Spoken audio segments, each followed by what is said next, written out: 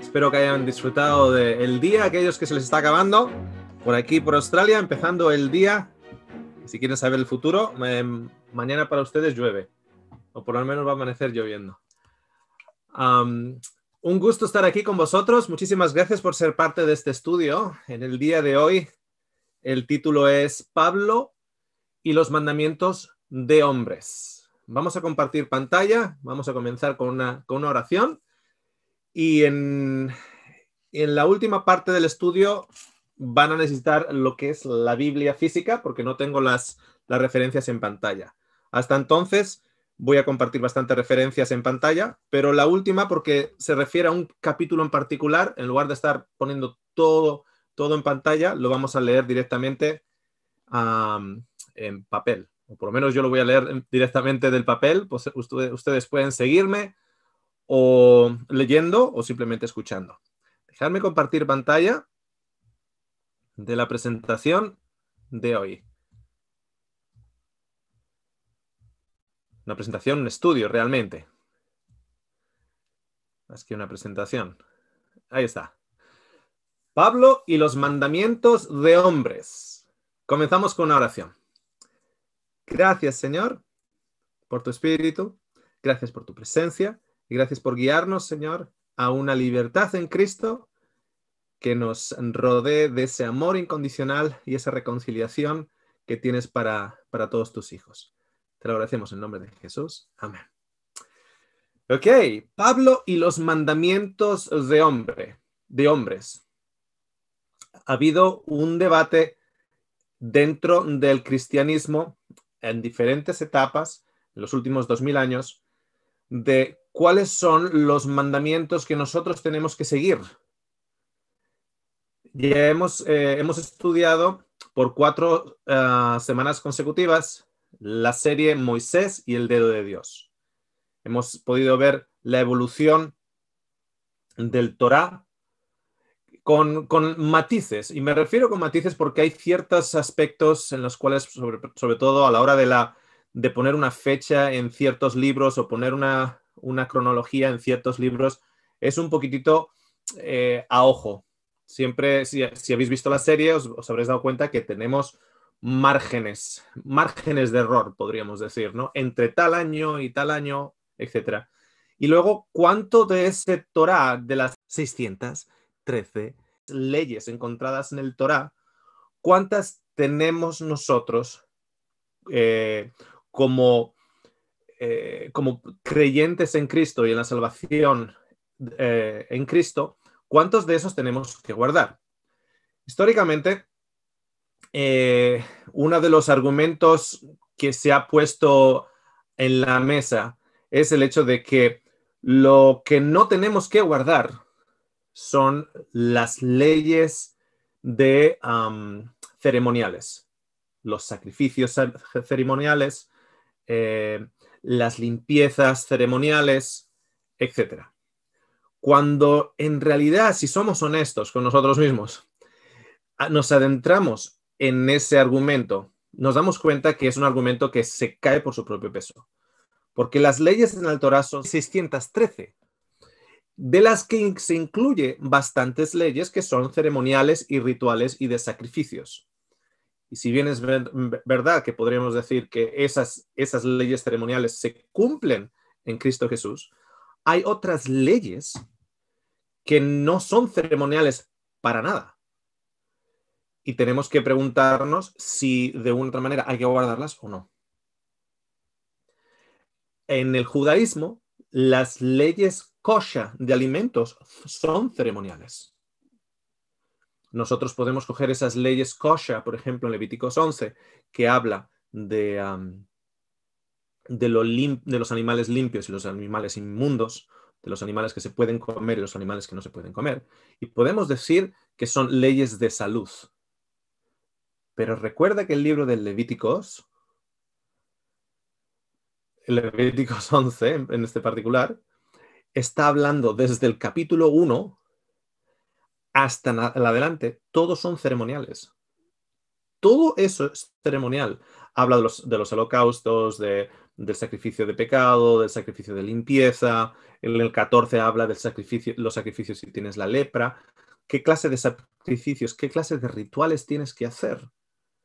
En el 16 habla del día de Yom Kippur, el día del juicio y los animales que se tienen que traer y las diferentes rutinas que se tienen que hacer. Desde el 1 al 16 está incluido un montón de ceremonias. Luego ya llegas al 18 y ahí empiezas a notar más un tema civil, por ejemplo. Entonces, si quitamos solo las ceremoniales, tenemos que incluir Levíticos 11, el limpio y el inmundo, no como salud, sino como ceremonial. Entonces, ¿eso también se va? ¿Se va eso con lo ceremonial? Entonces, ahí empezamos a cojear un poquito en nuestro argumento y decimos, no, bueno, es que eso es salud, porque el estómago de un judío es lo mismo que el estómago de un gentil. Eso es salud. Bueno, vamos entonces a quitar lo ceremonial, pero no quitar Levíticos 11 porque eso es salud. Bien. Pero, ¿y las leyes civiles que no son ceremoniales? Si solo quitamos las ceremoniales y de las ceremoniales excluimos las leyes de los alimentos limpios e inmundos, que están en un contexto ceremonial en el libro de Levíticos, sin embargo, lo podemos poner, si lo deseamos, desde el punto de vista de la salud. Si excluimos esa parte, todavía nos quedan muchas leyes más que no son ceremoniales y que no sabemos qué hacer con ellas. Cuando el pueblo de Israel sale de Egipto, vienen de la civilización más avanzada hasta la época. Tenemos las diferentes eras egipcias e incluso mucho más allá, después de que el poder egipcio ya ha caído, que Asiria ya es un poder más grande, incluso en la época de Babilonia, ya han pasado siglos donde Egipto ya no es el primer poder mundial, todavía permanece con una influencia cultural muy grande y con una influencia social muy grande. Bueno, Egipto no tenía 10 mandamientos y no tenía 613, tenía 400 y pico. Y de esas 400 y pico leyes de Egipto, hay unas cuantas que cuando las empezamos a comparar con el libro de Deuteronomio, el libro de Levíticos o el libro de las que podamos extraer del libro de Éxodos, nos llega una perplejidad muy grande. Os pongo un número de ejemplos. Mayormente en el Torá, en el mayor énfasis que tiene la ley de divorcio dada por Moisés, en la gran mayoría de los casos es ejecutada desde el punto de vista del marido divorciándose de la mujer. Si bien se supone que es bilateral, que ambos pueden hacerlo, en el efecto, de la manera en la que se ejecuta, es el esposo pidiendo una carta de divorcio y ofreciendo una carta de divorcio para divorciarse de la esposa. De hecho, por ejemplo, una de las razones por las cuales un esposo en el Torá se puede divorciar es si después de 10 años esa esposa no le ha dado un niño. O sea, olvidémonos de que el problema puede ser de él. Cuando vamos a una clínica, una clínica porque igual tenemos un problema para tener niños, le hacen la prueba a ella y le hacen la prueba a él. No vaya a ser que sus nadadores no estén nadando. Pero en el Torá, una de las razones de divorcio por parte de él, recuerdan que el énfasis en el Torá con referencia al divorcio no es un énfasis bilateral, es unilateral desde el esposo hacia la esposa. Y una de las razones de divorcio es si no me ha dado un hijo en 10 años. Yo puedo presentar una carta de divorcio, divorciarme de ella y coger a otra esposa. Vaya razón. En el Torá no hay ninguna provisión para herencias por hijas, por la mujer. De hecho, cuando llegan a la propiedad prometida, descendientes mujeres de Caleb dicen cómo mi padre y la herencia de mi padre se va a perder porque no ha tenido hijo y solo ha tenido hijas. No había ni siquiera provisión para ello. Cuando lo comparamos con Egipto, por ejemplo, En Egipto, el divorcio es totalmente bilateral.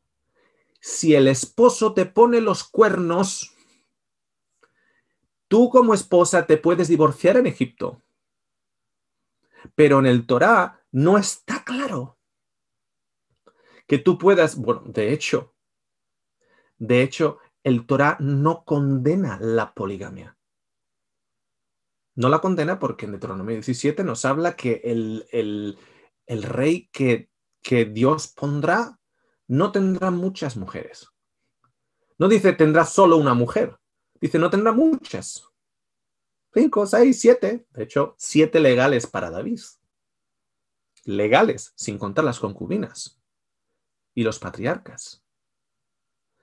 Cuando Abraham, cuando muere Sara, él se vuelve a casar.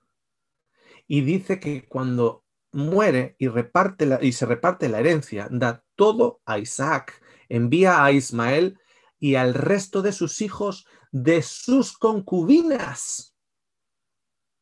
Eso es en Génesis, en relación a Abraham, el patriarca judío. Manda a los hijos de sus concubinas fuera hacia el este para que no compitan con la herencia de Isaac.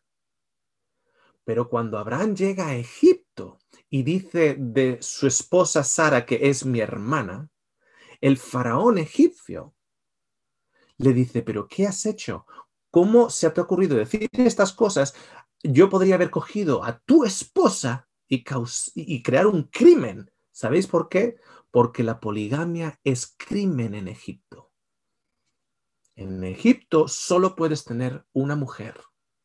Ahora, como aquí, a día de hoy, en el cual si vives en Estados Unidos, si vives en Europa, si vives en Australia, legalmente solo puedes tener una mujer y luego puedes tener ilegalmente o a escondidas una querida, una amante, etcétera, y esas cosas, por supuesto, ocurrirían también en Egipto, pero legalmente ante una notaría solo podías tener una mujer. La poligamia era de salvajes, según Egipto.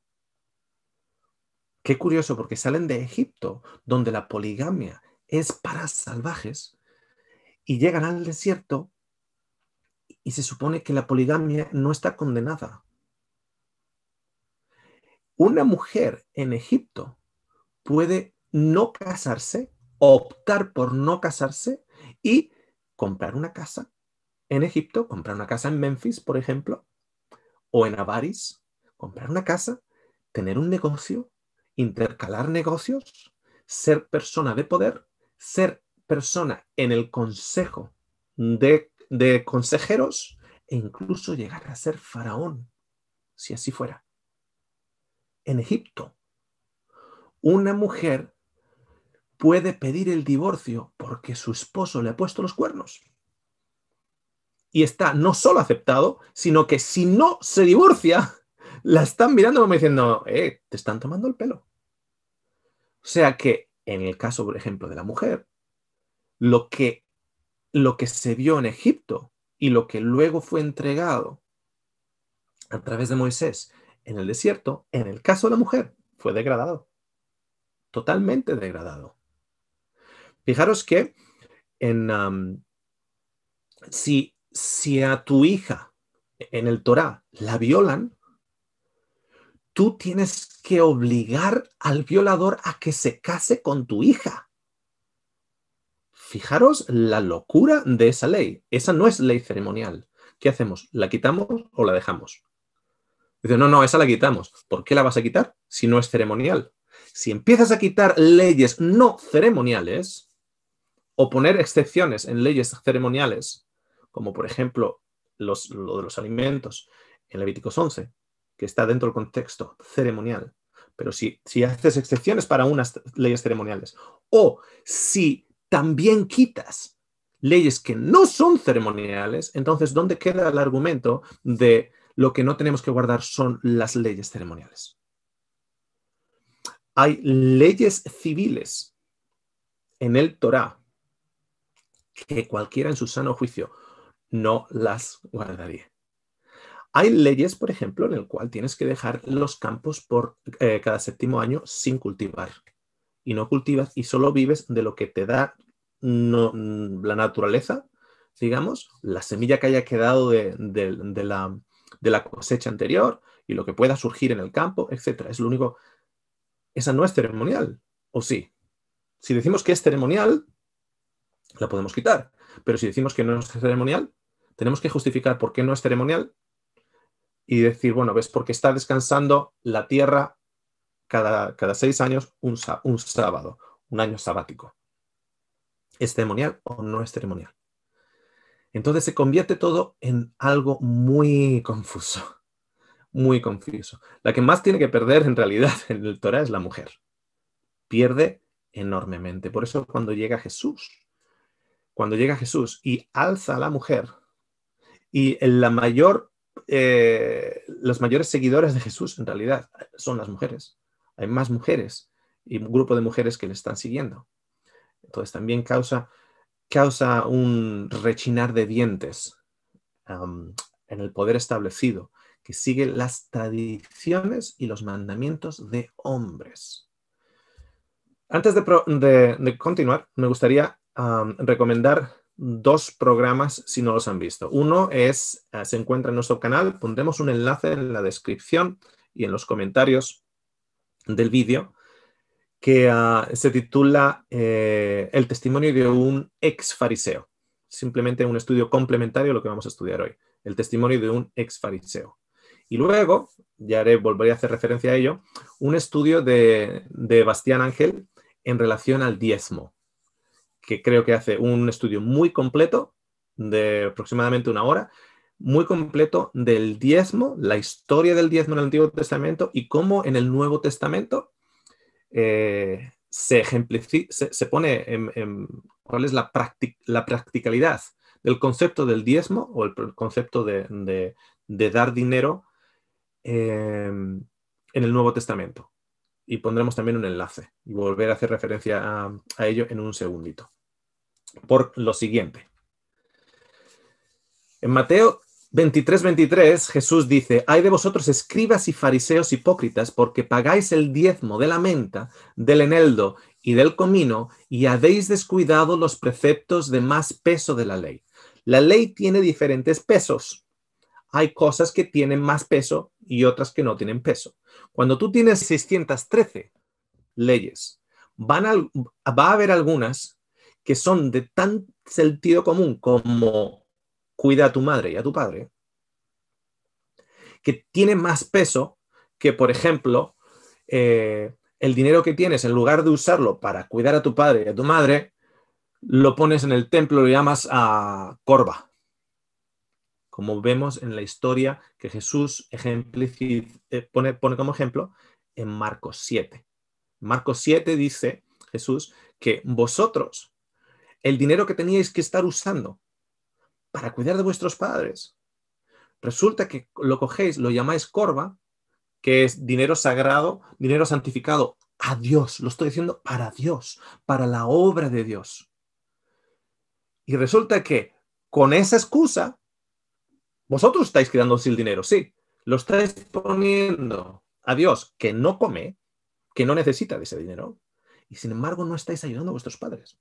O sea, hay un peso. Ahora podemos decir, no tenemos que dedicar dinero al Señor. Jesús dice, sí, dedícalo al Señor. ¿Cómo? Ayuda a tu padre y a tu madre. Dice, habéis descuidado los preceptos de más peso de la ley, la justicia, la misericordia y la fidelidad. Y estas son las cosas que debíais haber hecho sin descuidar aquellas. Esa última parte, sin descuidar aquellas, es la que se ha usado mucho con respecto al diezmo. Por eso es que os recuerdo ese estudio, que lo pondremos en la descripción y en los comentarios, ese estudio de Bastián Ángel, que está muy completito y os va a ayudar mucho a entender la historia del diezmo y cuál es el propósito en el Nuevo Testamento. Habéis descuidado lo que tiene más peso. En 613 va a haber leyes que tienen en sí una esencia. ¿Cuál es la esencia? La esencia de justicia, de misericordia y de fidelidad. De alimentar al pobre, de cuidar de la viuda, de cuidar a vuestros padres. Hay una esencia de cuidar al prójimo y de amar al prójimo. Esa esencia es la que da peso a cualquier ley que se te esté diciendo que guardes. Y es la que más peso tiene. O sea, hay un calibraje de la ley. Bien. Guías ciegos que coláis el mosquito y os tragáis el camello. Y luego dice: hay de vosotros, escribas y fariseos, hipócritas, porque limpiáis el exterior del vaso y del plato, pero por dentro están llenos de robo y de desenfreno. Está haciendo una referencia a ciertos rituales en los cuales son rituales de lavado de manos, rituales de lavado de recipientes, que eran como un ritual de comida, que por cierto se puede encontrar y extraer del Torá, porque los escribas y los fariseos no lo sacan de cualquier sitio, lo sacan del Torá y generan una especie de ritual para ello.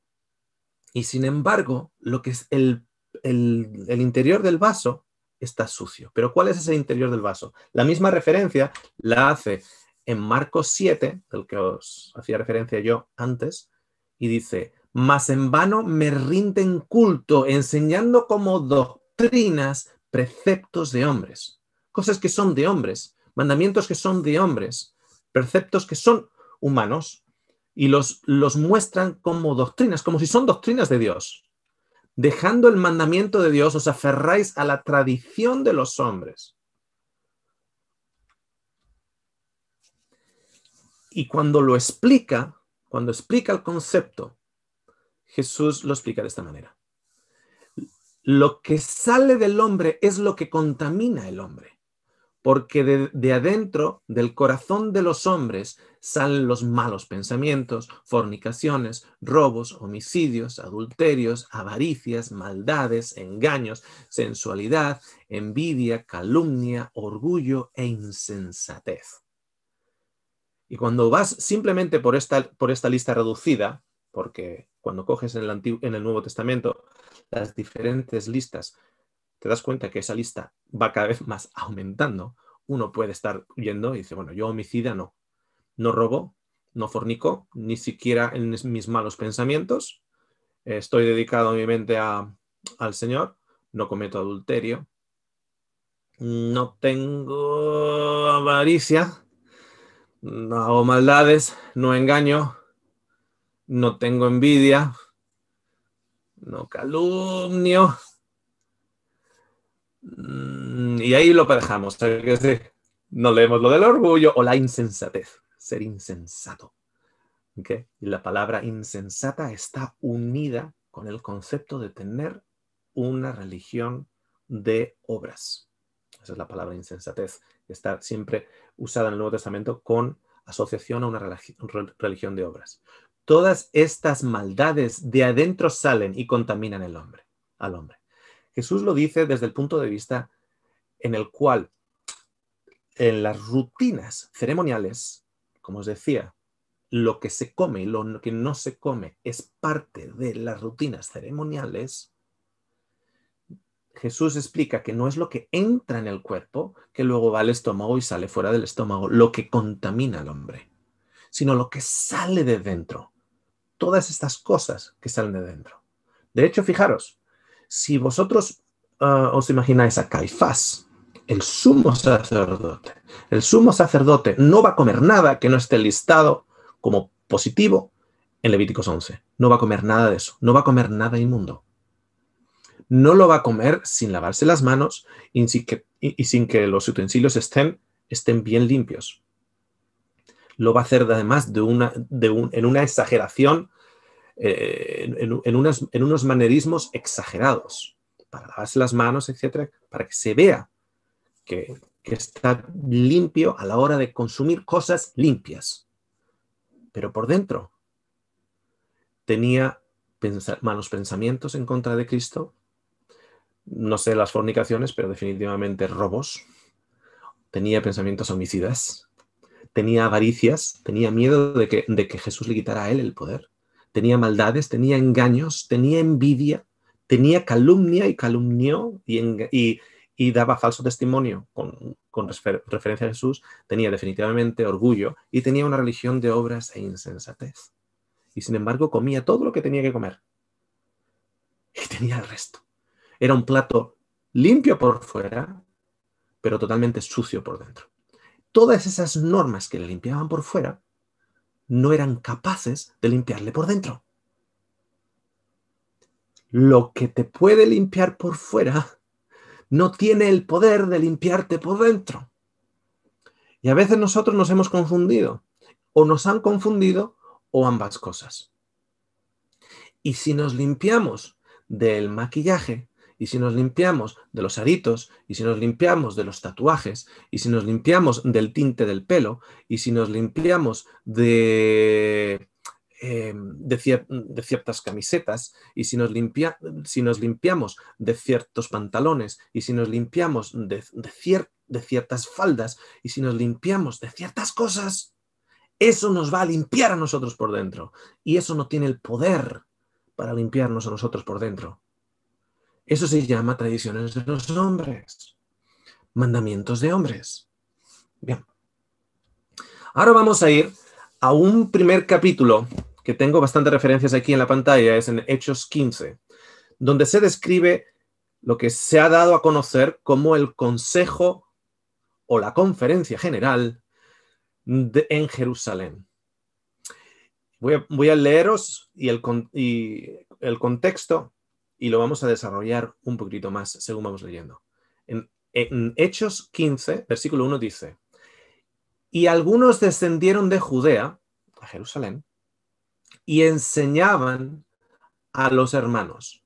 Cuando dice que descendieron de Judea hasta Jerusalén, o sea, no dice a Jerusalén, perdón, cuando dice descendieron de Judea, la palabra descender es curioso porque se usa en el Nuevo Testamento, pero no necesariamente como a veces lo usamos nosotros, ¿no? O sea, si estamos en Estados Unidos, descendemos a México, y si estamos en México, subimos a Estados Unidos, porque nosotros tenemos ese concepto de norte-sur, globo terráqueo, etc. Para ellos, descender es ir a algún lado. O sea, tú puedes ir al norte y estás descendiendo. Tú puedes estar en Cesarea, en el norte de Israel, en la costa, y descender a Jerusalén, al sur. Entonces, hay hermanos de Judea que están yendo alrededor diciendo a los hermanos: si no os circuncidáis conforme al rito de Moisés, no podéis ser salvos. Creo que empiecen a prestar atención también en la manera en la cual Lucas, en este caso, nominado el autor del libro de Hechos como el libro de Lucas, empieza a decir el rito de Moisés. Uno puede cuestionar eso y decir, bueno, ¿cómo que el rito de Moisés? Si es un rito, será un rito de Dios, ¿no? Porque Dios le dijo a Abraham, es un rito de Dios. Pero aquí Lucas le está llamando rito de Moisés. Hay una transición entre el antiguo pacto y el nuevo pacto. Una transición. Ya no es el rito de Dios que Dios nos ha mandado como señal para las naciones. Es el rito de Moisés. Porque si os acordáis, en Gálatas 4, Moisés es lo mismo que el monte Sinaí y es lo mismo que la mujer de Abraham, Agar. Y es lo mismo que la Jerusalén del día de hoy. Rituales y leyes que no salvan. Y sin embargo, le damos poder de salvación a esas cosas. Como estos que van alrededor diciendo que os tenéis que circuncidar conforme al rito de Moisés, porque si no, no podéis ser salvos. Como Pablo y Bernabé tuvieran gran disensión y debate con ellos, los hermanos determinaron que Pablo y Bernabé y algunos otros de ellos subieran a Jerusalén, a los apóstoles y a los ancianos para tratar esta cuestión. Lo que estaba pasando es que Pablo estaba predicando. Los gentiles estaban arrimando y aceptando a Jesús como su Salvador. Y detrás de lo que Pablo estaba sembrando, venían estos de Judea a los lugares donde Pablo iba predicando y les estaba diciendo que el evangelio de Pablo era incompleto, que el evangelio de Pablo no era suficiente.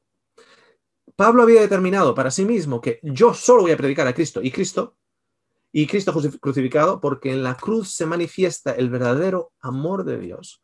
No porque matamos al Hijo nos perdona, sino nos perdona a pesar de que matemos al Hijo. Por eso es la manifestación absoluta del amor del Padre para con nosotros.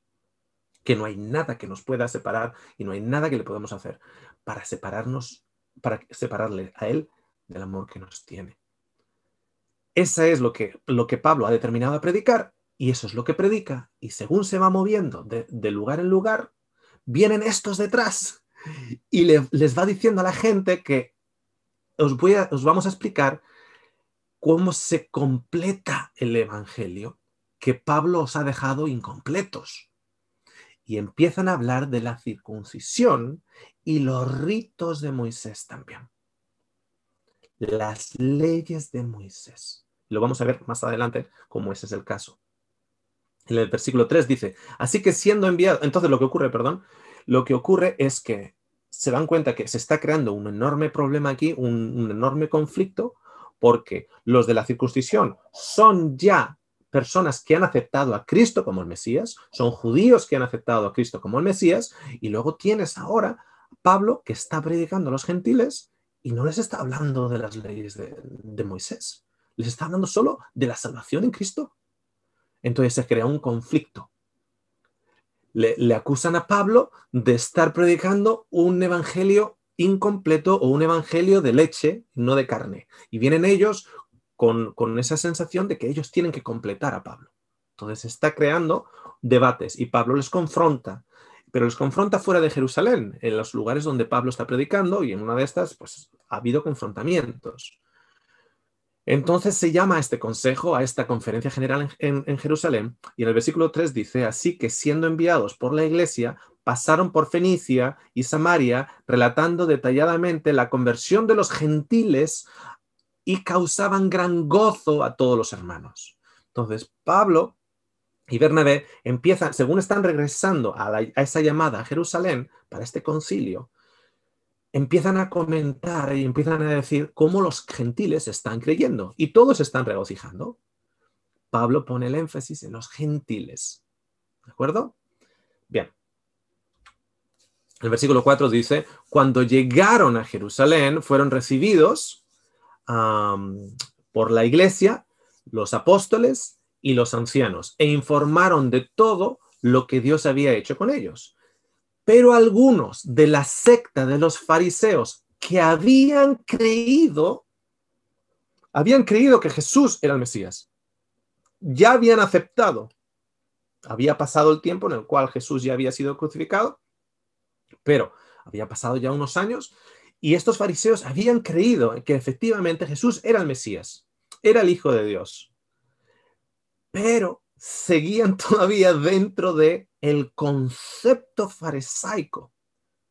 Y al escuchar el reporte de Pablo y Bernabé, les rechinaba los dientes y dice que de esa secta que había creído, se levantaron diciendo, es necesario circuncidarlos, pero no solo iban diciendo acerca de la circuncisión y mandarles que guarden la ley de Moisés. Y la ley de Moisés incluye 616 leyes. La ley de Moisés es el Torá. Podríamos poner la palabra Torá. Tienen que circuncidarse y el Torá. Ahí incluye las fiestas, ahí incluye ciertas leyes civiles, ahí incluye los rituales, ahí incluye descansar la tierra, ahí incluye que si tu hija ha sido violada, tienes que hacer que el violador se case con tu hija. Porque es ley. Entonces los apóstoles y los ancianos se reunieron para considerar este asunto. Y empiezan a considerar este asunto. Porque claro, ¿qué hacemos? Porque tenemos ahora la seguridad de que Dios quiere que este mensaje vaya a todo el mundo. Primero en Jerusalén, luego en Judea, Samaria, pero el resto del mundo. Y vemos que tanto el hermano Pedro como el hermano Pablo han tenido evidencias de que el Señor está trabajando con los gentiles y están aceptando la salvación y están siendo sellados por el Espíritu Santo. Entonces, ¿qué hacemos con esas evidencias y qué hacemos con Moisés? ¿Qué es lo que vamos a hacer con Moisés? Entonces, unos versículos más adelante, Pedro dice, ahora pues, ¿por qué tentáis a Dios poniendo sobre el cuello de los discípulos un yugo que ni nuestros padres ni nosotros hemos podido llevar?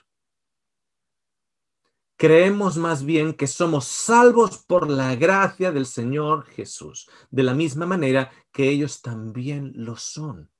Esto es Pedro hablando que Dios 5 capítulos antes le ha dado una experiencia con un oficial romano, Cornelios, en la cual le ha revelado que el evangelio es para los gentiles también, que el evangelio es para todo el mundo, que el evangelio significa buenas noticias, de libertad, no de yugo de esclavitud. Y es interesante como Pablo, o como Pedro en este caso dice que estaríamos poniendo un yugo. ¿Cuál es el yugo? La circuncisión, sí. Y la ley de Moisés. Estamos poniendo un yugo sobre ellos que ni siquiera nuestros padres ni nosotros mismos hemos podido llevar. Si nosotros no hemos podido llevarlo, nosotros que somos judíos no lo hemos podido llevar. Y se lo estamos exigiendo a otras personas. Y ahí es cuando acaba diciendo, creemos más bien que somos salvos por la gracia del Señor. No hay nadie que sea salvo si no es por la gracia de Dios. Y la gracia de Dios es infinita. Y no va a haber nadie que vaya a merecer estar en la nueva tierra bajo el nuevo cielo. Porque no es esta tierra, amigos, y no es este cielo. Es nueva tierra, nuevo cielo. No va a haber nadie. Todos vamos a tener esa sensación o ese concepto de que en realidad es que no merecemos estar aquí. Todos. Sigue el concilio y la resolución del concilio acaba de la siguiente manera. Jacobo, James en español, o sea, en inglés, perdón. Jacobo dice, por tanto yo opino que no molestemos a los que de entre... Creo que esto es Pedro de todas maneras. Sigue aquí. Por tanto, yo opino que no molestemos a los que de entre los gentiles se convierten a Dios. Que no les molestemos con estas cosas, sino que son cosas que nosotros todavía no estamos claros, porque ni siquiera nosotros somos capaces de llevar este yugo tan fuerte. Y cuando ya habla de yugo, tú haces simplemente la palabra yugo y una referencia en el Nuevo Testamento y te va a llevar a Mateo 11, porque mi yugo es fácil de llevar. El yugo descansa en mí. Venid a mí aquellos que están cargados y yo os daré descanso porque mi yugo es liviano. Y en versículo 20 dice, sino que les escribamos que se abstengan de cosas contaminadas por los ídolos, de fornicación, de lo estrangulado y de sangre. Porque Moisés desde generaciones antiguas tiene en cada ciudad quienes lo prediquen, pues todos los días de reposo es leído en las sinagogas. Ok, entienden lo siguiente. La conclusión del concilio es lo siguiente. Vamos a reenviar a Pablo y a Bernabé como ministerio a los gentiles. Quiero que se queden con ese detalle. Como ministerio a los gentiles. Entonces, Pablo, Bernabé, vosotros vais a los gentiles. Y en los gentiles no les pongáis las cargas de Moisés, no les pongáis el Torá. Predicar a Cristo como estáis predicando y salvación por gracia en Cristo Jesús. Es lo que tenéis que hacer. Si acaso, decirles pues que no se contaminen con ídolos, que no creen una idolatría, ¿de acuerdo? Porque eso estaban muy dados los gentiles a tener imágenes, etcétera, pero los mandamientos se reducen a esto. Tú predica a Pablo y Bernabé, predica a Cristo, salvación por Cristo, y que se abstengan de cosas contaminadas por los ídolos, de fornicación, de lo estrangulado, de lo que esté estrangulado y de sangre. Que se abstengan de esas cosas. Ya está, bien simple. Y el resto es Cristo. ¿Por qué? ¿Qué hacemos con los judíos que están en cada ciudad? Bueno, tú, Pablo y Bernabé, tú vas a los gentiles. A Moisés ya se le predica en las sinagogas cada día de reposo. O sea, digamos, fue una resolución pacífica para pacificar. Pablo, tú no vayas a los judíos, que a los judíos ya se les está predicando el Mesías sin quitarles el yugo. A Moisés ya se le está predicando en las sinagogas cada día de reposo. Entonces Pablo y Bernabé salen. Y fijaros que este es el capítulo 15. Y en el capítulo 16 tenemos la experiencia en Éfesos, en Éfesos, en el cual acaban encarcelados Pablo y Silas. Y en ese encarcelamiento están cantando durante la noche, hay un terremoto, se abren todas las celdas con el terremoto, se desencajan las puertas de las no me acuerdo ahora el nombre, se desencajan las puertas, etcétera, y el carcelero teme que se les ha escapado los prisioneros, dice, me van a matar a mí porque he dejado ir a los prisioneros, entonces está a punto de suicidarse. Pablo grita y le dice, no, no te hagas daño, que estamos todos aquí, no nos hemos escapado. Entonces este carcelero va y él pidió luz y se precipitó adentro y temblando se postró ante Pablo y Silas. Y después de sacarlos dijo, señores, ¿qué debo hacer para ser salvo? Este es el capítulo 16. ¿Qué le han confirmado a Pablo? Tú predica a Cristo. Las otras cargas, aquellos que quieren que hay que seguir predicando la circuncisión, que hay que seguir predicando el Torá, etc. Bueno, vamos a dejar a esos que predique, que se continúe predicando en las sinagogas. Tú predica a los gentiles y predica a Cristo. Entonces, ¿cómo responde Pablo a la pregunta, señores, ¿qué tengo que hacer para ser salvo? Pablo le da el estudio bíblico más corto que te puedes imaginar. Ellos respondieron, cree en el Señor Jesucristo y serás salvo tú y toda tu casa. Y le hablaron de la palabra del Señor, no de la palabra del Torá, no de la palabra de Moisés, le hablaron de la palabra del Señor. Posiblemente de las bienaventuranzas simples del Señor, ama a tu prójimo, perdona. ¿Cuál es tu relación con tu padre? Ay, no, mi padre no me hablo con mi padre. Reconcíliate, perdona. Trata de caminar por sus zapatos. Hizo lo que hizo a tu madre, o hizo lo que hizo a tu hermana, o hizo lo que hizo por alguna razón. Algo le lleva a un ser humano de pasar de un bebé inocente a convertirse en una persona que golpea a su esposa. Algo ocurre. Hay una influencia medioambiental, hay una influencia genética, hay una influencia estructural en él, social incluso, que lleva a un hombre a ser un machista. Voy a hacer una nota aquí. Hace poquito, en una misma semana, y a veces ocurren así, ¿no? Estas cosas. En una misma semana recibo de 3 personas diferentes, de 3 mujeres diferentes que están casadas, la misma pregunta y estas 3 mujeres no se conocen entre sí. Y me mandan un mensaje y me dicen, Oscar, como profesional de la salud, eso no significa que sé todo de salud. Yo soy nutricionista, pero no sé todo de salud. ¿Cuál es tu recomendación para un matrimonio que no quiere tener más hijos? ¿Cómo lo hacemos? Le digo, fácil y bonito, muy simple. Se llama la operación vasectomía. Y las 3 me dicen, uff, eso no va a pasar. ¿Por qué no? Porque mi esposo es latino. Ah, claro. Si el esposo es latino, la vasectomía no se puede, que no. Tiene que ser la ligadura de trompas. Que la haga la operación la mujer. Al decir mi esposo es latino, ¿qué me está diciendo? Que hay una influencia cultural que ha ayudado a esa persona a ser un machista. Si la vasectomía lo único que hace es que ese hombre de vez en cuando se ponga a lavar un poquitito más los platos de vez en cuando y pase la aspiradora. Es el único efecto secundario de la vasectomía. Pero como es latino, no se puede ni considerar.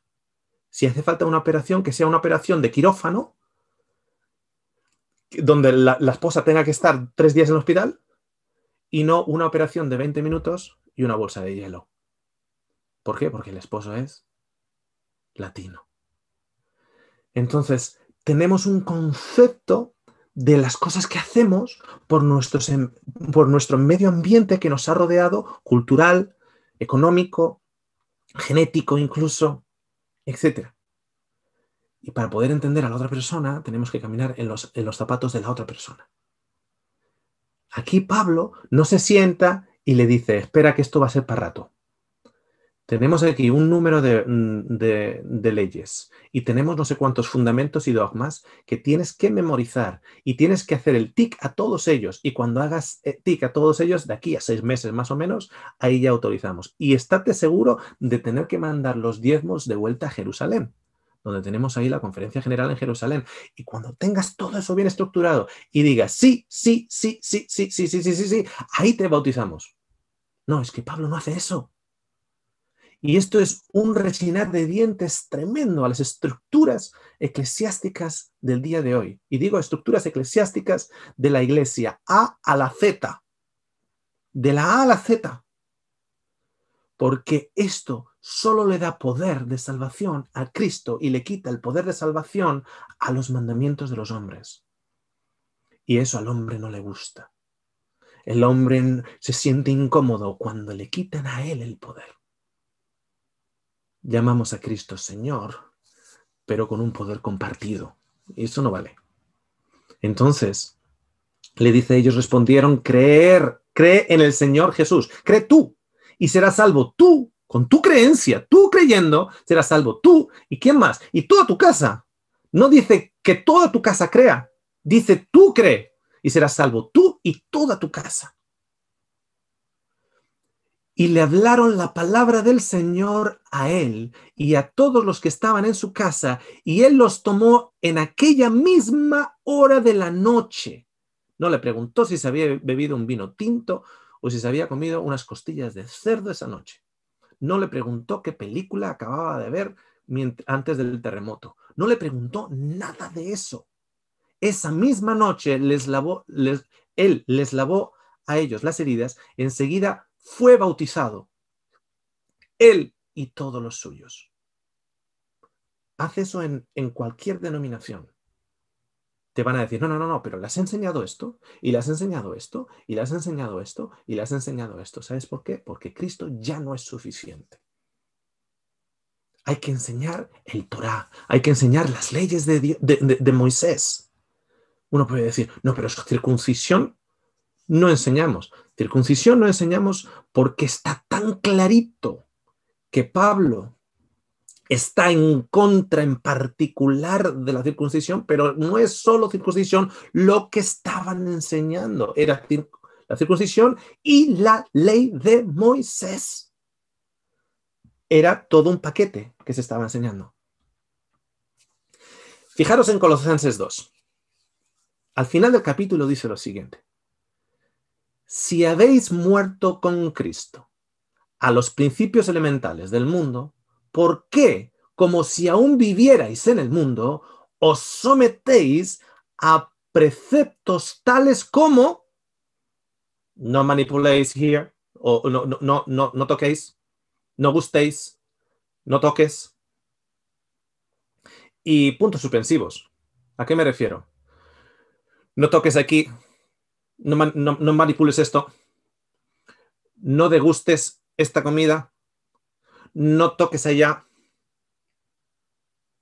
no te vistas de esta manera, no escuches esta música, no veas ese programa, no leas algo que no viene de nosotros, camina por este lado, no vayas a ese sitio. Por eso están ahí, por eso puse los puntos suspensivos. No manipules, no gustes, no toques. Los ángeles se quedan fuera si vas a ver una película. ¿Habían escuchado eso? Los ángeles de Jehová se quedan fuera del cine si tú vas a ver una película dentro del cine. ¿Habían escuchado eso? Oye, yo creía que los ángeles podían pasar por las paredes. No, pero ahí dentro no entran. Ah, no entran ahí dentro. ¿Seguro? No entran donde están los perdidos. El Señor no puede salvar a nadie en un prostíbulo porque no entran, se quedan fuera. O sea, nadie ha sido convertido dentro de un prostíbulo. Al estar en una particular situación dentro de un prostíbulo, el Señor no ha sido capaz dentro de un prostíbulo de salvar a nadie. Si puede salvar dentro de una cárcel que está lleno de criminales, no puede salvar a nadie en un cine. No, porque los ángeles de Jehová se quedan fuera. No vayas. Yo no te estoy diciendo que vayas, pero tampoco te estoy ordenando que no vayas. Y Pablo dice, ¿por qué os sometéis a estas cosas? Y luego dice, todos los cuales se refieren a cosas destinadas a perecer con el uso, porque no puedes sostenerlas, porque de una u otra manera vas a caer aquí o vas a caer allá, y te estás poniendo un yugo que ni siquiera tus padres, ni siquiera las personas que te lo están indicando son capaces de guardar, todas ellas, te las han puesto sobre ti, y van a perecer con el uso, no se van a poder sostener, según los preceptos y enseñanzas de los hombres. Son preceptos y enseñanzas de los hombres que en sí mismas no son ni buenas ni malas. El problema es que los hombres han puesto sobre esas enseñanzas un poder de salvación, como el que no toques, no manipules, no gustes, no vayas, no te vistas, no escuches, no veas, tienen poder de salvación. Todas las cosas tienen en verdad la apariencia de sabiduría en una religión humana, versículo 23, y la humillación de sí mismo y el trato severo del cuerpo, pero carecen de valor alguno contra los apetitos de la carne. Yo tengo un amigo que se pasó 1 hora pidiendo perdón a Dios en el aparcamiento de un supermercado porque se comió un yogur natural orgánico, porque era lácteos. Y se supone que él, en los tiempos en los que vivimos, no puede tocar los lácteos. Le dio un antojo, podríamos decir, una debilidad de la carne. Entonces, a la carne hay que tratarla severamente, como pone aquí en el versículo 23. Tales cosas tienen en verdad la apariencia de sabiduría en una religión humana, en la humillación de sí mismo y en el trato severo del cuerpo, pero carecen del valor alguno contra los apetitos de la carne. ¿Cuáles son los verdaderos apetitos de la carne? ¿El yogur? ¿Ese es el apetito de la carne? ¿El yogur? ¿O el apetito de la carne es el criticar, la avaricia, el orgullo, los malos pensamientos, el gritar a los niños, etcétera? ¿Qué son los apetitos? ¿Dónde está estimulado? ¿En lo que entra en un yogur y luego sale con los acidófilos al día siguiente? ¿O lo que sale de dentro? Fijaros que eso de no manipuléis, no gustéis, no toquéis, no veáis, no veáis, no os vistáis, no escuchéis, etc. ¿Os suena? ¿Os suena como un evangelio que se está predicando y que se continúa predicando? Y de hecho es como que es para completar un evangelio que según los que lo predican, están tratando de completar el mensaje de que Cristo es suficiente para que tú seas salvo. Porque Cristo ha nacido por un propósito, para mostrarnos y ser testigos de la verdad. ¿Y cuál es la verdad? Que Dios te ama y que Dios te salva. y que Dios te perdona. No hace falta que le mates al hijo para perdonarle, pero si le matas al hijo, te perdona. Entonces, como es un evangelio que le quita todo el poder al ser humano para salvación, el ser humano que tiene esa estimulación en la carne del orgullo, de la autosuficiencia, del yo, de que qué tengo yo que hacer para ser salvo, genera las diferentes ramas de la religión de hombres. Fijaros que predicaban la circuncisión y la ley de Moisés. Esto es Colosenses 2. Vamos a tirar hacia atrás unos versículos. Por tanto, que nadie os constituya, se constituya en vuestro juez con respecto a comida o bebida. Que no sea vuestro juez. Cristo es tu juez. Dios es tu juez. Tú comes y bebes para la gloria de Dios. Y a quien respondes es a Dios, no a hombres. Tú respondes a Dios, no a hombres.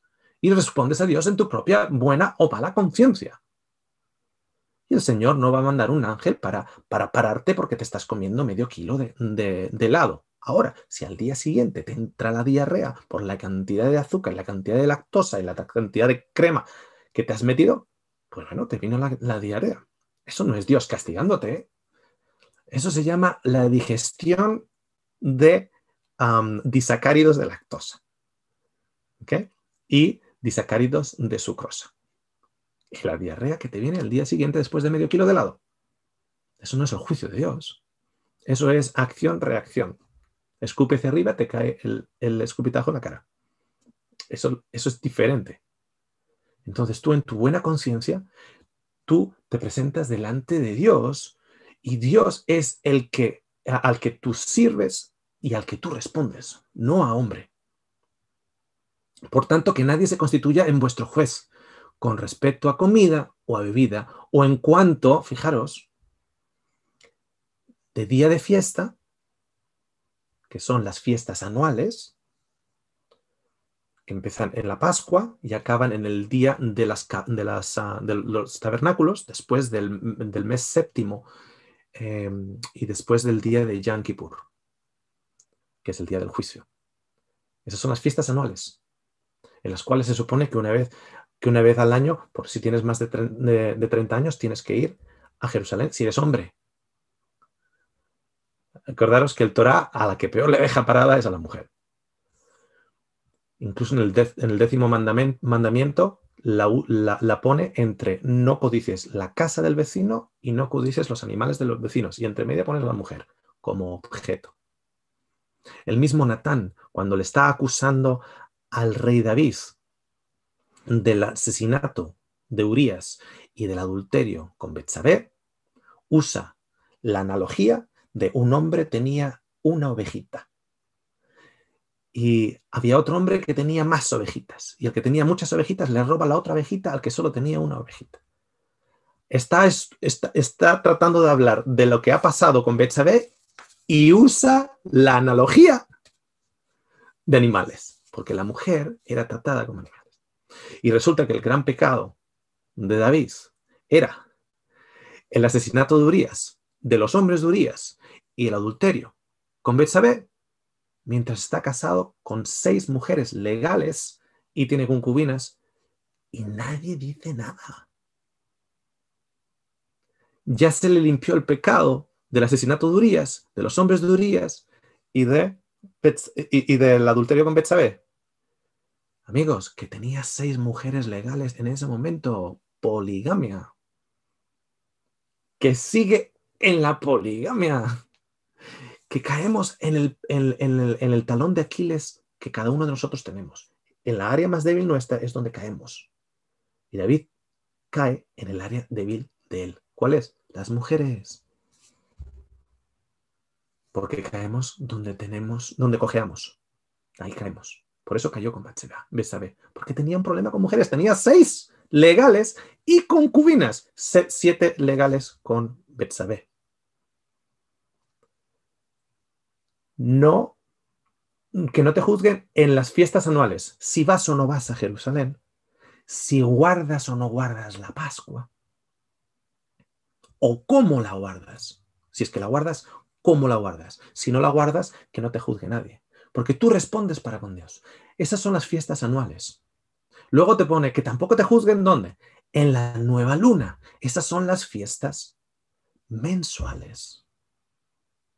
Son las fiestas mensuales. O en el día de reposo. Esa es la fiesta semanal o el sábado.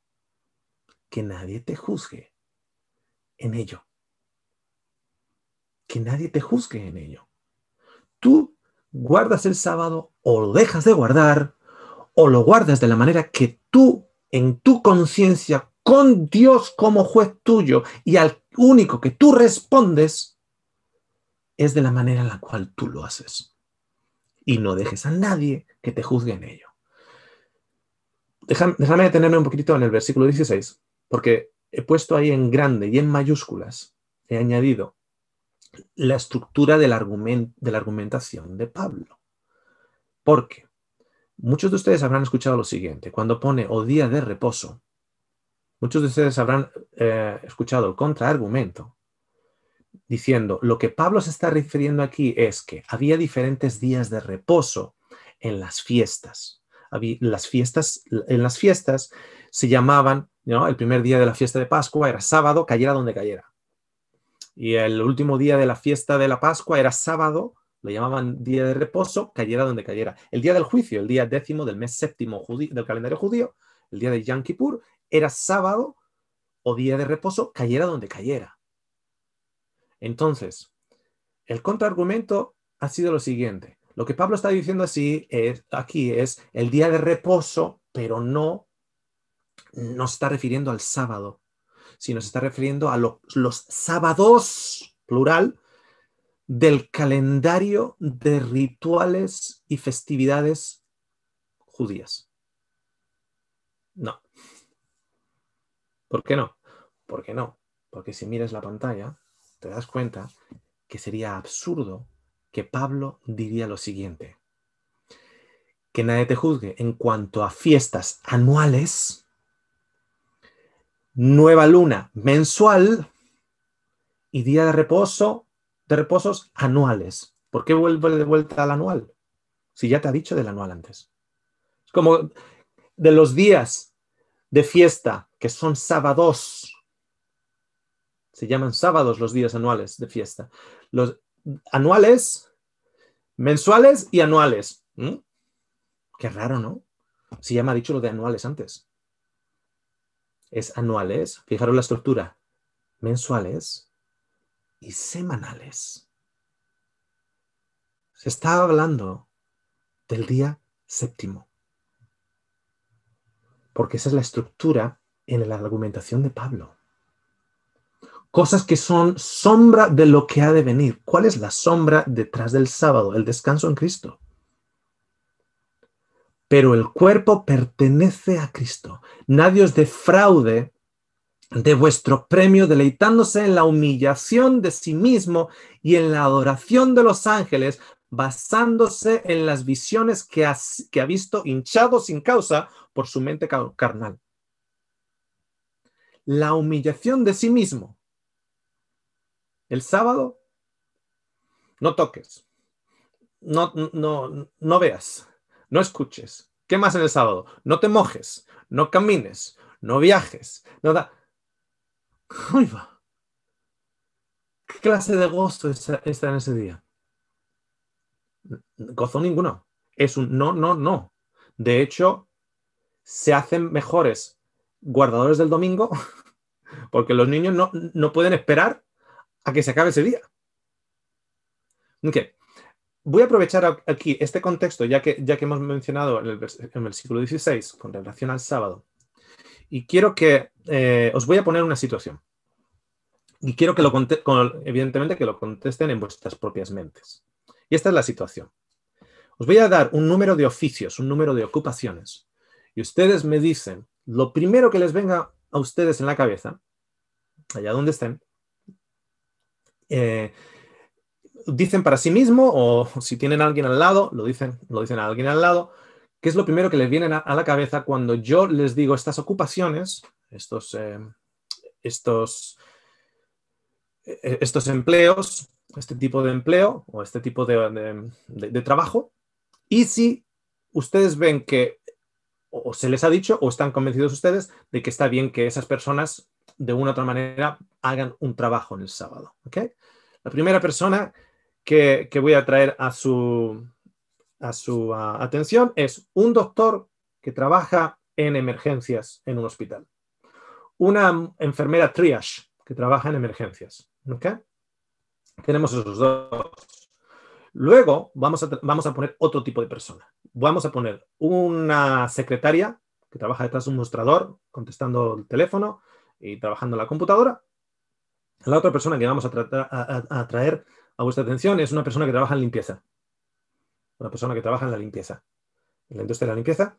Y la quinta persona que vamos a poner va a ser un guarda jurado, que se llama en España, o una persona de seguridad, que tienen un uniforme de seguridad y trabaja, pues se suele poner fuera de los edificios, etcétera, para ver quién entra, quién sale y para que no entren gente peligrosa dentro del edificio, etcétera. Estos 5. Si esos 5 lo tienen en la cabeza, el doctor que trabaja en emergencias, enfermera que trabaja en emergencias, secretaria detrás de un mostrador, persona de limpieza y guardia jurada, un guardia de seguridad. Lo primero que le viene a ustedes en la cabeza en relación al sábado, ¿quién de los 5 está justificado para hacer algún tipo de trabajo el sábado? A muchos de ustedes que están escuchando van a decir, bueno, el doctor de emergencias y la enfermera de emergencias. La persona de limpieza no. La persona el guardia jurado no. Y la persona, la secretaria que contesta el teléfono no. Okay. Entonces vamos a tomar estos dos, ese doctor y esa enfermera. Ese doctor y esa enfermera se levantan a las 6 de la mañana, un sábado de mañana, se van al hospital. Este doctor y esta enfermera encienden las luces del hospital. Este doctor y esta enfermera encienden las computadoras del hospital. Este doctor y esta enfermera contestan el teléfono del hospital. Al mismo tiempo, según está operando, la enfermera es mandada por el doctor fuera para que no venga ningún tipo de drogadicto con éxtasis y con un cuchillo tratando de matar a nadie. Y cuando acaba en la sala de operaciones y hay sangre en el suelo porque ha habido gente que ha entrado con un corte en el dedo, etcétera, y hay sangre en el suelo, etcétera, este doctor y esta enfermera cogen la fregona y empiezan a limpiar todo el suelo. ¿Eso es lo que ocurre? ¿Y si yo os les digo que esta señora de la limpieza trabaja en un hospital y desinfecta las salas de operaciones para que después de una operación pueda entrar otra persona que viene con ataque al corazón, con un accidente de tráfico, etc.? Y si les digo que esta secretaria es precisamente una secretaria que trabaja en el hospital, que le va y le dice al doctor, esta es la siguiente persona que está entrando, que registra a las personas que están entrando, que les toma los detalles, le toma los detalles del seguro, etc. Y si le digo que el guardia jurado trabaja también en el hospital, en la puerta del hospital, para que no venga ningún tipo de persona violenta que vaya, mientras los doctores están operando, entre al hospital y les robe toda la maquinaria. ¿Y si los 5 trabajan en el hospital? ¿Cuántos de ellos entonces sí pueden estar en el hospital? Pero claro, ¿quién está ahí generando la electricidad para ese hospital? A 300 kilómetros de distancia hay una central térmica que genera la electricidad para ese hospital. ¿Y si esa persona en la central térmica no va? Y la central térmica se cierra en ese día. Esa persona en el hospital que necesita un desfibrilador, que necesita una maquinaria para mantener a esa persona oxigenada, etcétera, etcétera. ¿Qué pasa? ¿Qué ocurre con todo eso? ¿Se dan cuenta que no es tan fácil? ¿Se dan cuenta que no es tan sencillo? Por eso Pablo dice que no dejes a nadie que te esté juzgando por ello. Tú respondes a Dios en tu conciencia para con Dios. Y Pedro dice, si nosotros mismos ni nuestros padres éramos capaces de guardarlo, si nosotros no éramos capaces de llevar este yugo y se lo estamos imponiendo estos yugos al resto, cuando en realidad las respuestas no son tan claras.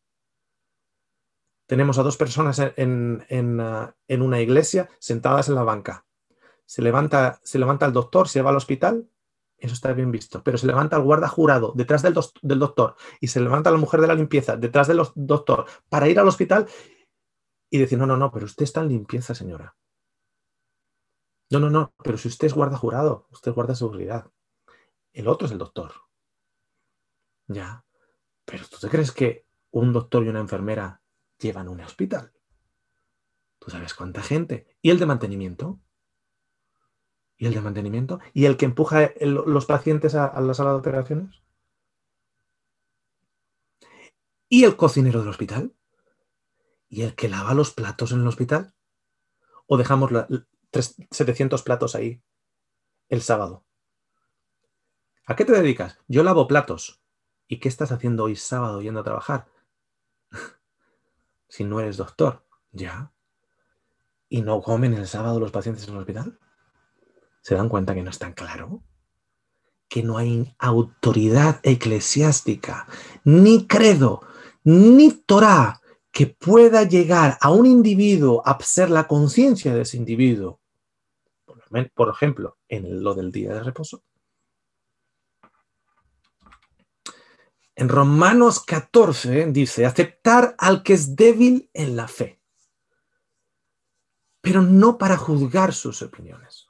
Lo aceptas y no estás juzgando las opiniones. O sea, cuando decimos que tenemos que respetar las opiniones de los otros, no es para, vale, estoy escuchándote, piensas diferente y ahora te voy a tratar de convencer. No, no, no, no.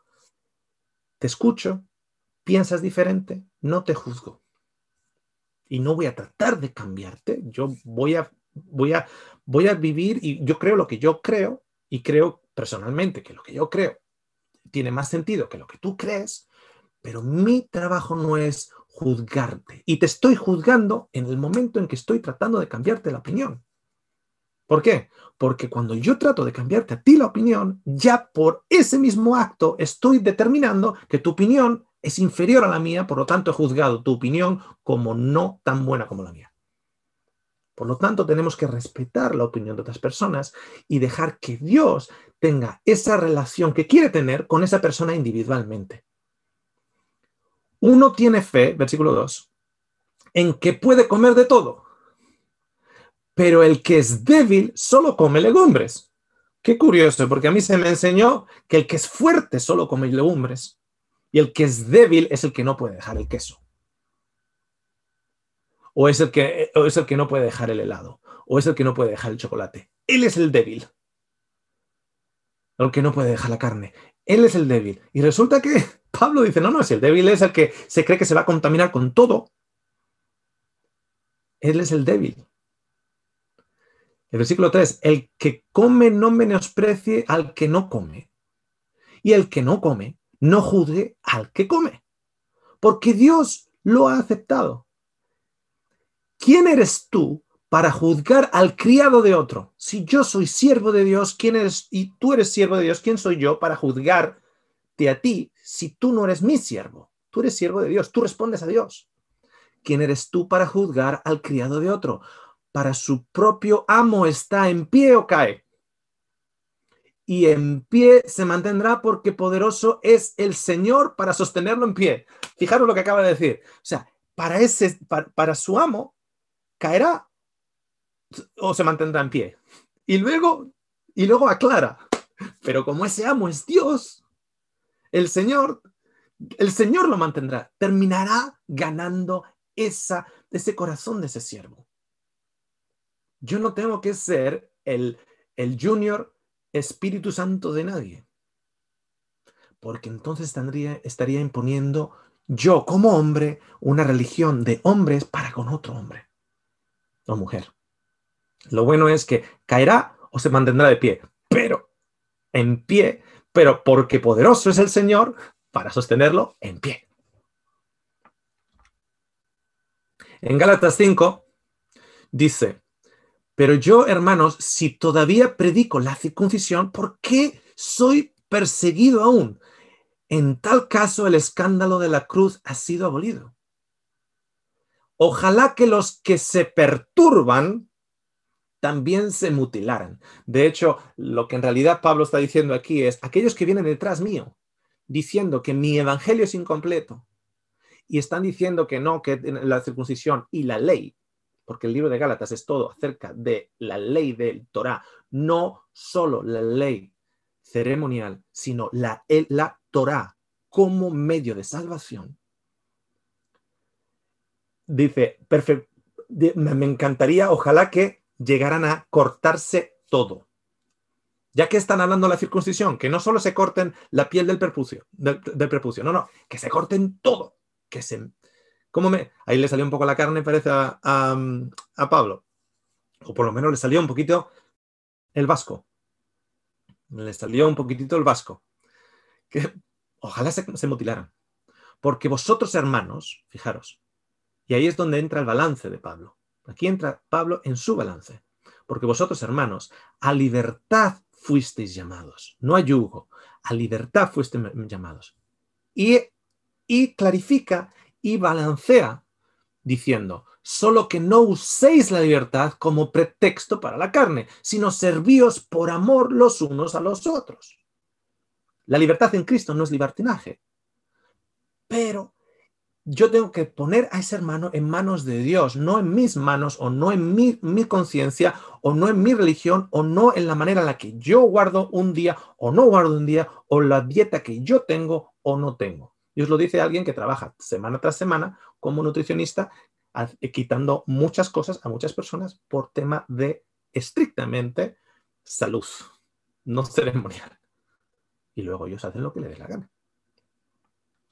Bien, dejarme cerrar esta pantallita aquí, mirar también la hora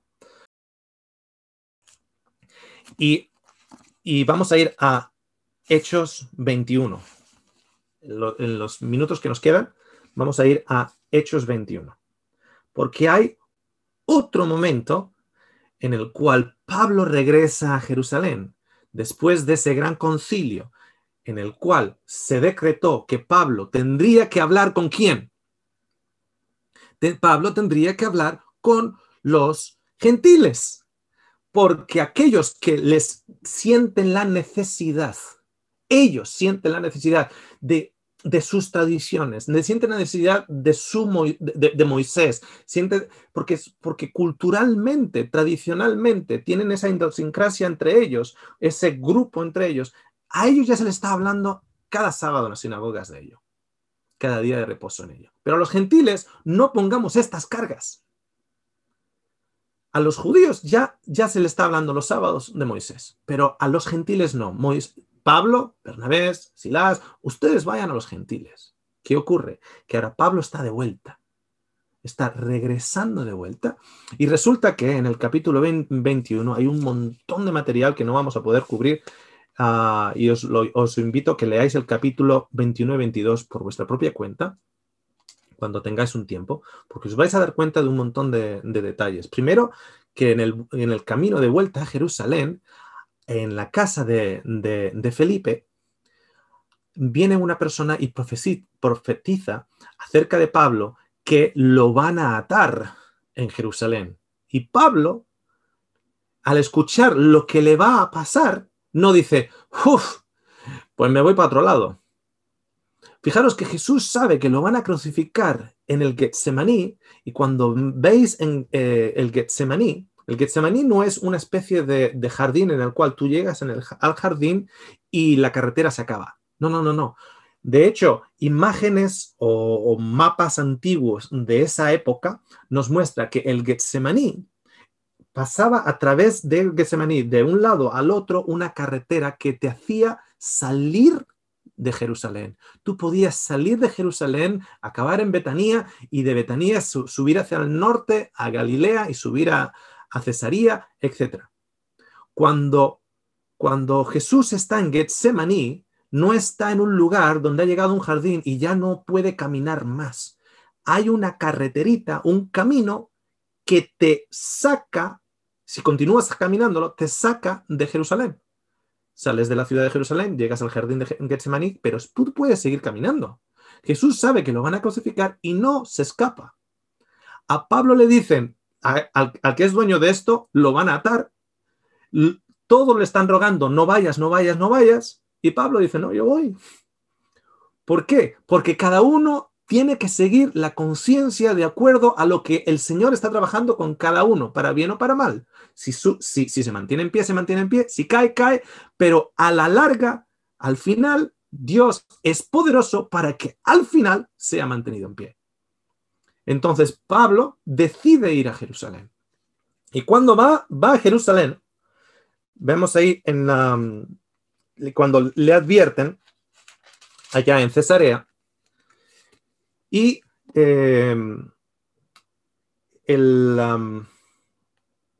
vamos a coger del versículo, a ver, un momentito,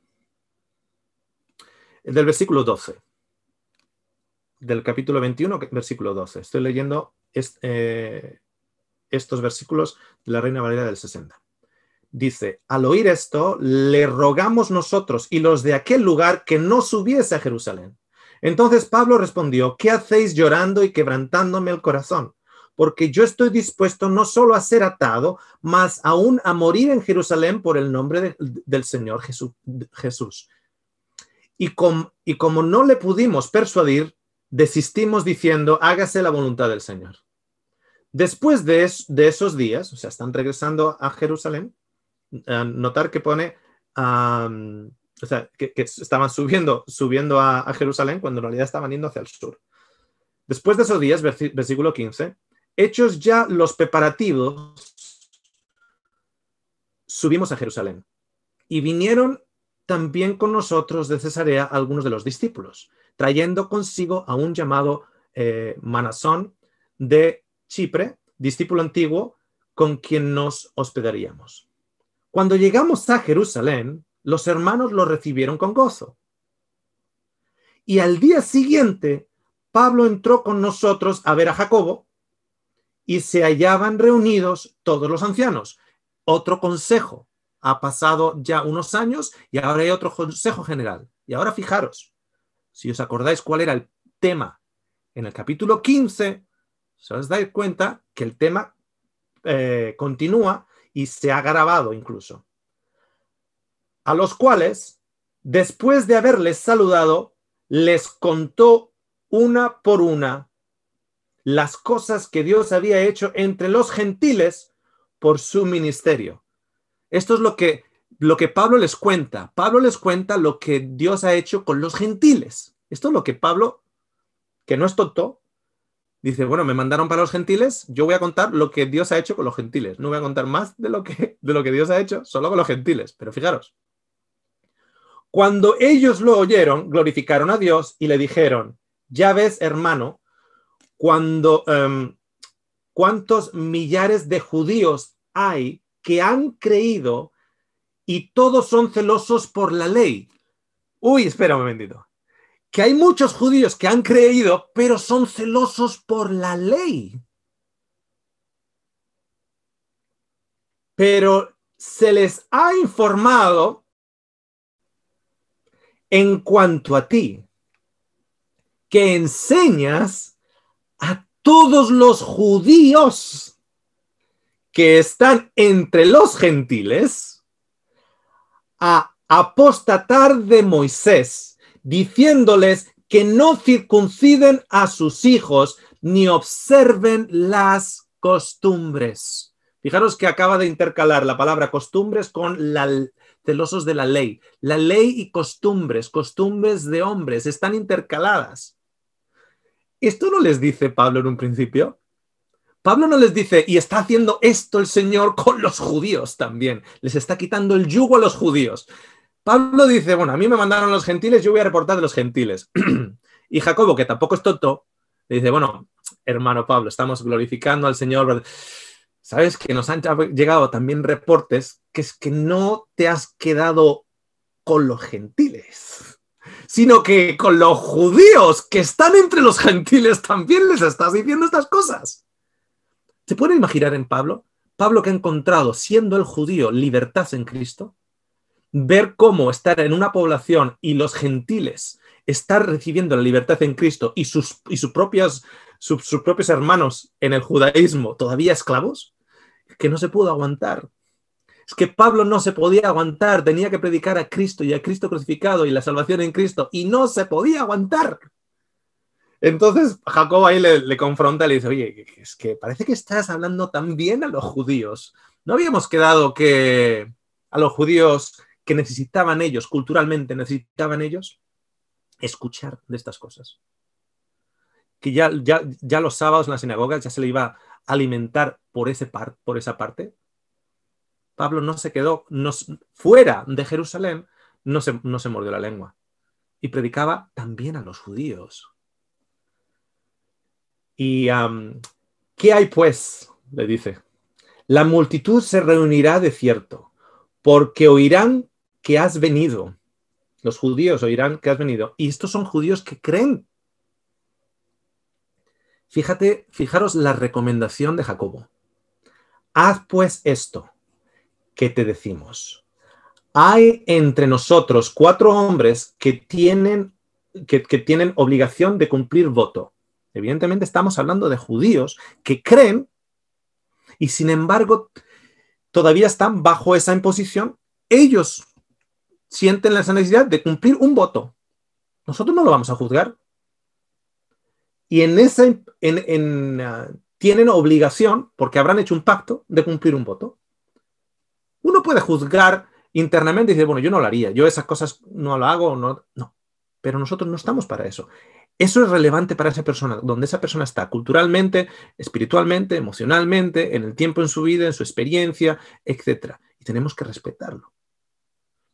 Si no queremos que la gente nos juzgue de la manera en que nosotros tocamos, no tocamos, comemos, no comemos, tenemos que hacer bilateralmente lo mismo. Y esto es lo que le propone.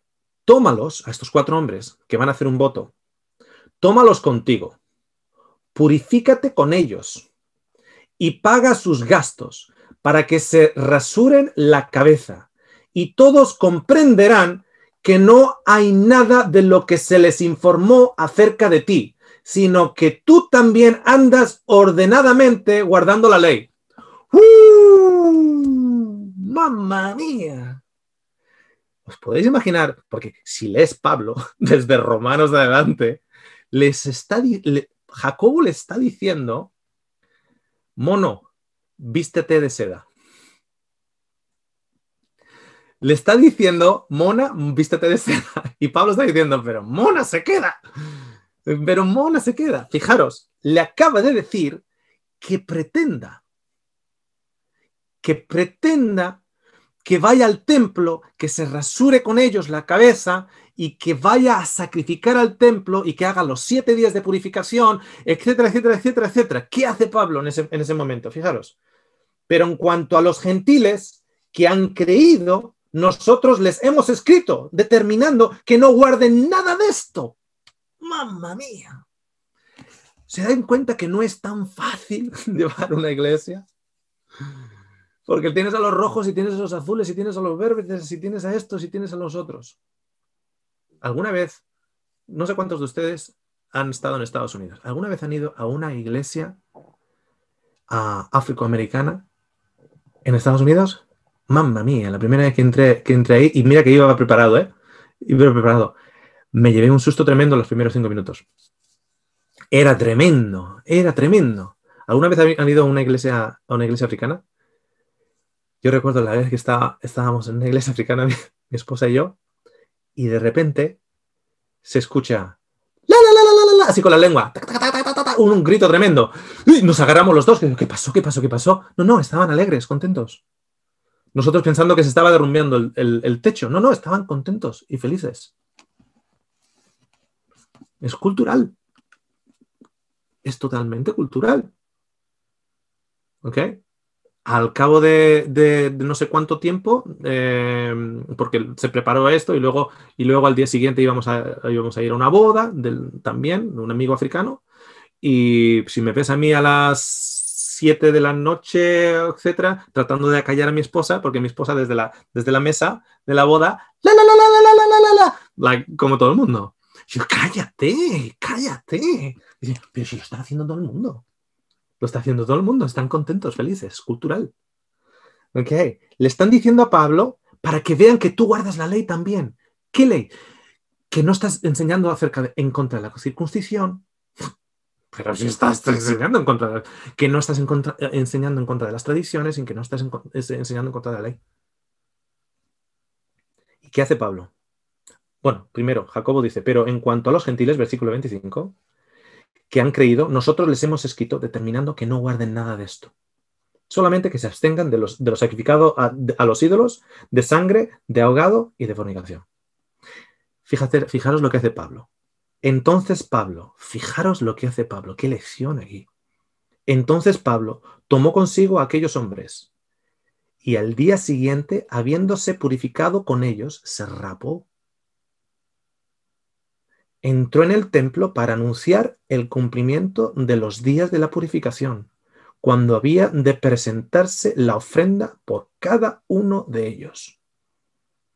Pero cuando estaban para cumplir los 7 días, unos judíos de Asia, al verle en el templo, alborotaron a toda la multitud y le echaron mano. Y de ahí en adelante ya tenemos a Pablo encarcelado hasta que llega enfrente de Nerón y lo mata. Básicamente de aquí en adelante Pablo ya está encarcelado y eventualmente lo mata. Porque alguien, un grupo de judíos que saben lo que Pablo ha estado predicando allá en Asia, dice, no, a mí no me engañas, chico. Si te hemos escuchado, si pasaste por nuestra iglesia, te hemos escuchado, este está diciendo que no hay que seguir a Moisés. Y Pablo se echa en las manos del romano diciendo, soy ciudadano romano, para pedir protección, para que no lo acribillen en ese momento. Yo he entrado en iglesias en los cuales me han puesto una Biblia, me han dicho, muchas gracias por estar aquí, hermano, ¿qué Biblia tiene usted? Digo, bueno, yo he traído aquí la nueva King James. La nueva King James, muchas gracias, hermano. Me ponen otra Biblia en la mano y dice, esta es la King James, nosotros aquí solo predicamos por la King James. Yo le doy un abrazo y le digo, perfecto, ningún problema. A mí la King James, que es en inglés, pues es un inglés muy rústico. Muy rústico y además bastante mal traducida en muchos aspectos. Bastante mal traducida. Pero ¿qué quieren escuchar esos hermanos? La King James. ¿Qué les voy a dar yo? Pues la King James. Yo he entrado en lugares en los cuales me he informado anteriormente y he llevado una corbata para predicar. Pero si se me hubiese olvidado la corbata, tenía en un armario donde había un par de corbatas por si se me hubiese olvidado la corbata. Porque sin corbata no se predica. Entonces, ¿qué hago yo? ¿Tú crees que yo le doy valor a una corbata o una no corbata? ¿Crees que le doy valor? No. ¿Qué quieren ellos? ¿Que te ponga la corbata? Pues me pongo la corbata. ¿Cuál es el problema? Si Pablo se rapa el pelo.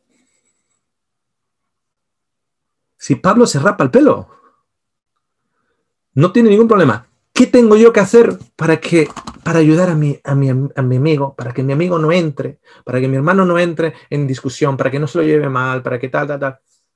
¿Qué voy a hacer yo? Si mi hermano tiene un problema con una debilidad con ciertas cosas o está muy convencido en otras cosas, ¿qué voy a hacer yo? ¿Llevarle la contraria? Por llevarle la contraria, sobre todo en la casa de mi hermano, que recordaros que está en Jerusalén, está en la casa de los judíos. O sea, ¿qué vas a la casa de los judíos a pisarle todos los callos de los pies? No. ¿Qué quieres que haga? Rápate. Me rapo. Afeítate la barba. Ahí me callé un poquito porque es que tengo una experiencia. Un canal de televisión iba a grabar unos programas míos. Pero me pusieron una condición. Y la condición que me pusieron es que me tenía que afeitar. Entonces yo les dije, ¿por qué? Y dice, porque no... Bueno, la productora no le gustaba la barba. Le digo, es que eso no puedo porque es herencia, le dije. Dice, herencia, sí, mi padre tiene barba, mi tía tiene barba, mi tal, todo esto viene de familia. Y yo, no, te afeitas y te pones en contacto con nosotros. Pues eso fue hace 2 años. Una corbata así, oye, lo de la barba me cuesta más. ¿Sabe lo curioso? Que posiblemente si no me hubiese dicho lo de la barba, aparezco igual afeitado, porque como cambio de imagen de todas maneras. Pero ahí me salió el vasco. Tendría que haberme leído el capítulo de Hechos 21 ese día y decir, bueno, me afeito y hago el programa. ¿Okay? Pero bueno, fue un poquitito la manera, no fue un Jacobo el que me lo pidió, me lo pidieron de una manera un poquito más diferente. No fueron muy diplomáticos de la manera que me pidieron. Pero fijaros lo siguiente, sabéis que nosotros como, por lo menos esto es lo que yo veo, como cristianos se está generando una batalla, por ejemplo, aquí en Australia con el tema de las máscaras. Con el tema de las antimáscaras, por ejemplo. No me voy a meter en el tema más gordo de las vacunas, pero lo de las antimáscaras. Y yo digo, pero ¿cuál es el problema? Si Pablo se rapó el pelo. O sea, ¿cuál es el problema de una máscara? Que si yo no voy por ahí sin la máscara, yo pierdo influencia con mis vecinos. Pues me pongo la máscara. ¿Cuál es el problema? Aparte que me ahorro $700 de multa aquí en Australia ahora. Pero, ¿cuál es el problema? Si Pablo se rapó el pelo. Porque a los romanos como los romanos, los gentiles como los gentiles, los judíos como los judíos, a los griegos como los griegos, ¿para qué? Para que gane a alguien para Cristo. Porque si para mí no vale nada, si para mí no tiene influencia, me lo pongo o me lo quito. Si en realidad la corbata no tiene nada, pues me da igual ponérmela o quitármela. Me la pongo, no por ser hipócrita, me la pongo porque para mí no vale nada. Pero para la otra persona sí. Y como para la otra persona sí, me la pongo. Pero para mí, yo respondo en el día de reposo, en lo que como o no como, en lo que he visto o no visto, en lo que veo o no veo, en lo que escucho o no escucho, con quién me relaciono, con quién no me relaciono, de la manera en la cual actúo durante el día y de la manera en la cual yo hablo con mi Dios, de la manera en la que estudio la Biblia, el día que la estudie, el día que no la estudie, etc. De esa manera yo respondo a Dios. Él es mi Señor, yo soy su siervo y Él es poderoso suficiente para mantenerme a mí en pie. No quiero ser juzgador ni impositor de una religión de hombres, mandamientos y tradiciones sobre nadie. Así como no quiero que nadie las ponga como sobre mí. Porque la Biblia nos dice en el libro de Hebreos que será Dios el que nos enseñará. Nunca más iremos al vecino para que el vecino nos enseñe, sino Dios, el mayor regalo que nos ha dado es el Espíritu Santo para enseñarnos a nosotros, a cada uno de nosotros. No juzguemos cuáles son las tradiciones de una familia o de otra, o las tradiciones que puede haber, tradiciones eclesiásticas, porque son esas, son tradiciones sin poder de salvar, pero nosotros no vamos para destruir las tradiciones si son importantes para la otra persona. Nosotros estamos ahí en el amor del Señor, no usando nuestra libertad para el libertinaje, sino usando nuestra libertad para mostrar el amor de Dios a través de nosotros para con nuestro prójimo. Muchísimas bendiciones. Nos hemos pasado 3 pueblos de tiempo. Vamos a cerrar con una oración. Gracias, Señor, por tu Espíritu. Gracias por ser el instrumento, el que incita a nuestra conciencia. Y gracias, Señor, por desear que nosotros te pongamos a ti en el centro de nuestra experiencia, al que respondemos y del que bebemos. Te lo agradecemos todo en el nombre de Jesús. Amén. Muchísimas gracias por estar ahí. Se alargó un poquitito el día de hoy. Espero que haya sido ameno, informativo y sobre todo que os sirva a todos ustedes de una manera edificante y constructiva. Muchas bendiciones. Feliz sábado para todos. Bendiciones de Argentina. Gracias. Feliz sábado desde Bogotá, Colombia. Qué lindo escucharlo. Sí. Hasta cuando estemos allá en el cielo, que nos veamos en presencia. ¡Qué lindo! ¡Qué delicia! ¡Qué delicia, sí!